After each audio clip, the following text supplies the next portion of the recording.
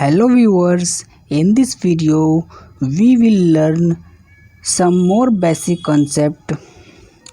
In this video we will understand what is groupoid or quasi group and what is semi group, and we will learn about monoid and group and abelian group. Okay, this is group. Okay, and we will learn another one is abelian group. But before beginning, I would like to introduce you to some more basic concept. Let's understand first what is closure law. Let's understand this. If you take a set G, okay, if you take a set G, okay, in which suppose you have two elements, A and B, okay, and if you operate them, if you suppose you add them, okay, suppose you add them, and if you get result C, and if this C belongs to this set, if this element C belongs to the same set, then this operation is called binary operation, and this law, okay, this law is called binary law. Okay, as you can see here, for all AB belongs to set G implies that A operation B should belongs to G. Okay, this is our closure law. Okay, after doing operation of some element, then the result must also belongs to the same set. This is closure law. Let's move to associative law. You can remember this law by using a trick. The first letter is AS, ASS. AS means gadha in Hindi. Okay, this is a name of a animal. Okay, and you have to refer this as with horse. Okay, horse in Tonga, horse uses bracket. Okay, between his eyes, horse uses bracket. So in this law we also use bracket, we change bracket. Okay, this law is totally a bracket change. As you can see, it's totally a bracket change. Okay, if A operation B, the bracket is in A operation B operation C, then bracket will be altered. Okay, as you can see, here is bracket, then the bracket is changed. So associative law is all about a bracket change. Okay, operation here is meant by plus, minus, divide, multiply. Okay, now let's move to another law whose name is identity law.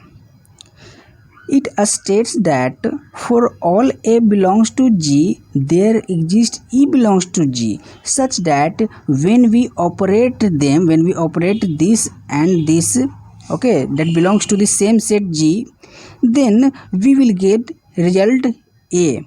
Or if we operate like suppose we operate like this, then we will also get the same result, and both three must be equal.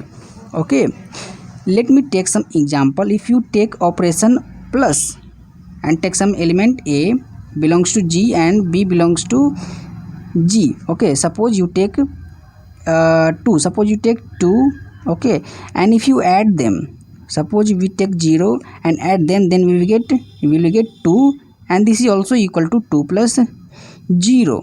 Okay, so in case of addition, 0 is our identity, and also in case of multiplication, 1 is our identity, as you can check. Okay, now let's move to another law whose name is inverse law. Okay, inverse law states that if A belongs to G, there exists B belongs to G, such that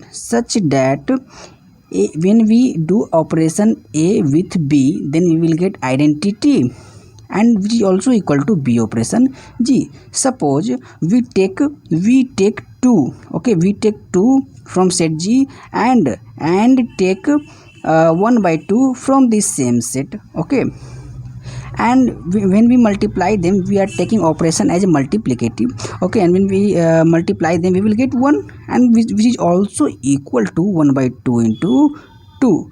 So here we can see 2 is the inverse of 1 by 2, and in the same way we can say 1 by 2 is the inverse of 2. Okay, so here both were the inverse of each other. So in inverse law, as you can see, when we operate two elements we get identity. Okay, and as you can see, when we alter the element, then the result must be same. Okay, this is our inverse law, and there is another law whose name is commutative law. Let me introduce you with that. What commutative law say? That commutative law means change of order. Suppose you write operation as a multiplication. You take operation as a multiplication. Suppose you multiply a into b, then if it is equal to b into a, then we will say that a is commutative with b and b is commutative with a. Okay, if we take multiplication, okay, if we take multiplication operation, then we can say if a plus b is equal to b plus a, then we will say that a is commutative with b and b is commutative with a. Okay, in other word, we can say this element satisfy commutative law. Okay, now let's understand the more concept. Let's understand groupoid. Okay, groupoid is also known as Cauchy group. Okay, and what is this? This is an algebraic structure.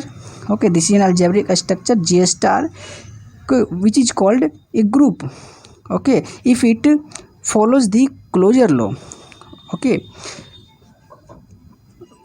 here is a mistake, it will be groupoid. Okay, now an algebraic structure G star will be called groupoid or Cauchy group if it satisfy closure law. Okay, if it satisfy closure law. And what is closure law? As I have already told you, for all AB belongs to G implies that A operation B also belongs to G. Okay, this is our groupoid or Cauchy group. Okay, and what is same group? As I have told you that as I have told you, as I have made you understand about closure law and associative law. So as you can understand here it will be more easier for you to understand an algebraic structure G star which obey closure law and associative law is called semi group. Okay, and an algebraic structure which obey closure law, associative law and identity law is called monoid. Okay, and an algebraic structure which satisfy all the four law, naming closure law, associative law and identity law and inverse law, then that algebraic structure is called group. And there is another term you will have to get introduced with, is that abelian group. So an algebraic structure G star is called abelian group if it follows closure law, associative law, identity law, inverse law and another more law which is commutative law. Then that algebraic structure will be called an abelian group. Thank you. See you in the next video. If this video has helped you, then please like, share and subscribe and support us. Thank you.